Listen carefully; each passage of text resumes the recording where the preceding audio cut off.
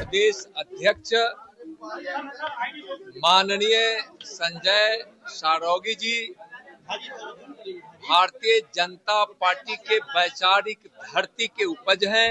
इतने कर्मठ, परिश्रमी और ध्येय के पक्के हैं कि भारतीय जनता पार्टी बिहार प्रदेश पहले से भी संगठन जहां सुदृढ़ रहा है, लेकिन इनके नेतृत्व में, इनके मार्गदर्शन में बिहार के लाखों लाख कार्यकर्ता भारतीय जनता पार्टी को और सुदृढ़ और सबल बनाने में दिन रात लगेगा। नई ऊंचाइयों को बिहार में भारतीय जनता पार्टी प्राप्त करेगी और हमारे माननीय प्रदेश अध्यक्ष जी के नेतृत्व में एक नया आयाम को प्राप्त भारतीय जनता पार्टी करेगी। नमस्कार, पॉलिटिक्स में आप सबों का स्वागत है।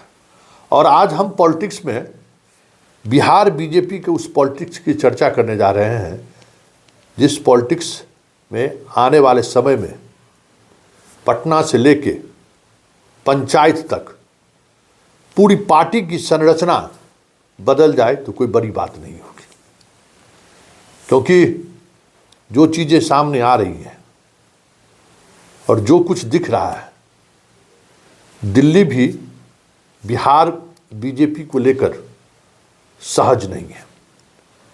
बिहार बीजेपी की छवि जनता के दिलों में जो है, उस छवि से अवगत होने के बाद भी सहज नहीं है।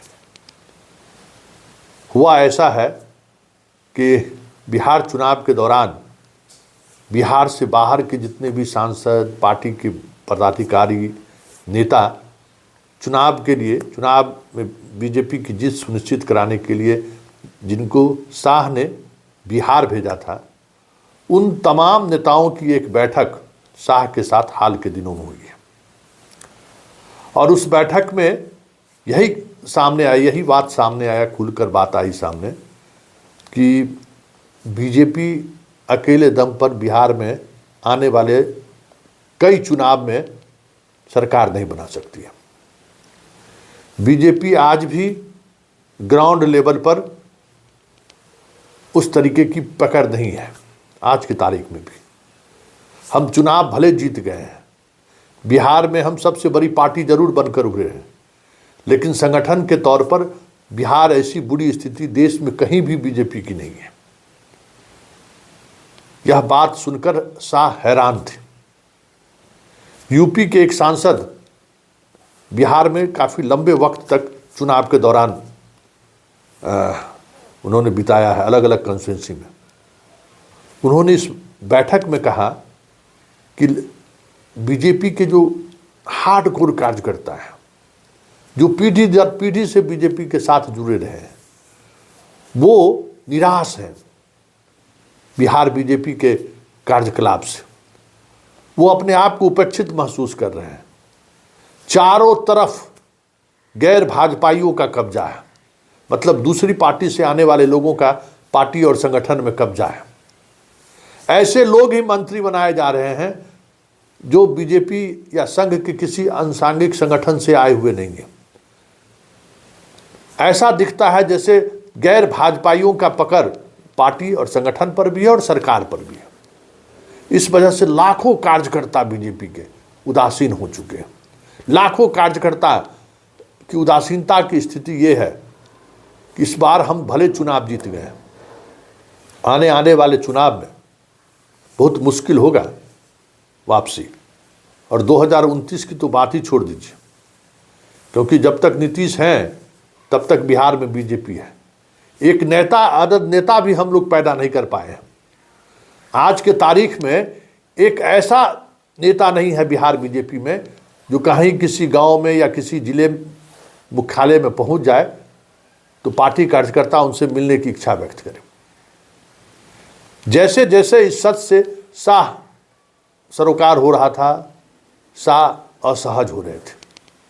शाह की वो पूरी रणनीति, हालांकि सब कुछ किया हुआ तो शाह का खुद अपना ही था, लेकिन 2029 तो लक्ष्य शाह का है।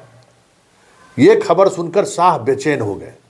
कहा जाता है कि 2 दिनों तक शाह सोए नहीं, क्योंकि बिहार में 40 लोकसभा क्षेत्र हैं और बिहार अगर बेपटरी हुआ तो फिर दिल्ली की गद्दी पर बैठना मुश्किल तो है। ये बात शाह भी समझ रहे हैं, क्योंकि इसका इम्पैक्ट सिर्फ बिहार में ही नहीं रहेगा, इसका इम्पैक्ट झारखंड, बंगाल और यूपी पर भी पड़ेगा। फिर क्या था, आनंद फानंद में उन्होंने तमाम बीजेपी के नेताओं की बैठक बुलाई। जो वर्तमान जो चीज़ें आप देख रही हैं, नितिन नवीन को वहाँ पहुँचाने के पीछे भी एक वजह वो है कि भाई बिहार साधना है, बिहार साधे देश नहीं साधा जा सकता है। यह बात शाह और मोदी को पूरी तौर पर समझ में आ चुकी है। इसलिए कार्यकर्ताओं को पहले सम्मान दो। तो पहला निर्णय हुआ नितिन नवीन को कार्यकारी अध्यक्ष बनाया जाए, क्योंकि कार्यकर्ताओं के बीच इनका एक बेहतर रिश्ता रहा है। और दूसरा निर्णय हुआ कि संजय सरावगी को प्रदेश अध्यक्ष बनाया जाए। नीतीश मिश्रा और संजय सरावगी के बीच बातचीत थी, लेकिन तय हुआ कि नीतीश मिश्रा जदयू से आए हुए हैं, उन्हें प्रदेश अध्यक्ष बनाकर फिर वही गलती नहीं दोहराना है जो गलती सम्राट चौधरी, दिलीप जायसवाल और संजय जायसवाल के समय दोहराया गया। क्योंकि उससे पार्टी मतलब होता ऐसा है कि जो लोग प्रदेश अध्यक्ष बनते हैं उनकी एक पकड़ होनी चाहिए पार्टी के प्रखंड स्तर के नेताओं पर भी उसकी पहुँच है। सुशील मोदी की ताकत क्या थी? सुशील मोदी की ताकत वो बीजेपी के कार्यकर्ता और पार्टी के समर्पित ऐसे लोग थे जिनको सिर्फ चुनाव के दिन अपनी सक्रियता या अपनी सक्रिय भूमिका निभाते थे। वो बाकी 5 वर्षों तक पार्टी से कोई मतलब नहीं था, लेकिन पार्टी के सिंपैथाइजर थे। और ऐसे करोड़ों लोग हैं पूरे देश में, और बिहार में भी लाखों लोग हैं जो पीढ़ी दर पीढ़ी से भाजपा को वोट करते आ रहे हैं। वो उसको जोड़कर सुशील मोदी रखे हुए थे, वो उनके साथ संवाद बनाकर रखा हुआ था। वो पूरी तरह से टूट गया। और जो रिपोर्ट दी गई, जो जीत अलग बात है, लेकिन पिछले 5 वर्षों में 2020 से जिस तरीके का प्रयोग बीजेपी में हुआ है, लगभग 20% ऐसे वोटर जो पीढ़ी दर पीढ़ी से बीजेपी को वोट करते आ रहे थे, वो इस बार बीजेपी को वोट नहीं किए हैं।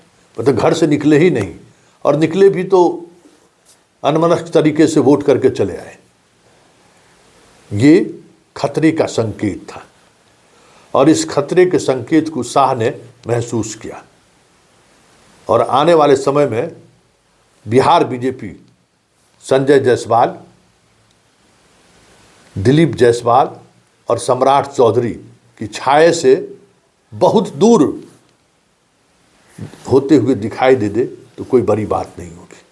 तमाम ऐसे नेता, तमाम ऐसे विधायक, मंत्री जिनका बीजेपी और संघ से गहरा रिश्ता नहीं रहा है, पार्टी अब ऐसे लोगों को संगठन से भी और सरकार से भी बाहर करने का मन बना लिया है। इसलिए आने वाले समय में मंत्रिमंडल में भी और संगठन में भी बड़े बदलाव आपको दिखें तो कोई बड़ी बात नहीं होगी। ऐसे तमाम चेहरे जो बीजेपी के चाल चरित्र और चेहरे से विपरीत एक्ट करते रहते हैं, ऐसे मंत्री हो या संगठन में बैठे हुए लोग हों, उनको चिन्हित किया जा रहा है। और ऐसे लोगों की विदाई तय है, क्योंकि बिहार बीजेपी को लेकर जो इमेज शाह के सामने रखी गई है, वह इमेज जता रहा है कि 2029 साधने के लिए बिहार जरूरी है। और बिहार तभी साथ दिखेगा जब पार्टी के पुराने कार्यकर्ता, नेता और संगठन के लोगों को तवज्जो दी जाएगी।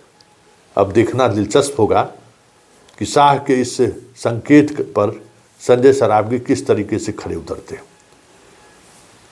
क्योंकि नितिन नवीन की भी चुनौती यही है कि भाई आप भले राष्ट्रीय कार्यकारी अध्यक्ष बनाए गए हैं, लेकिन आपको बिहार तराशना है।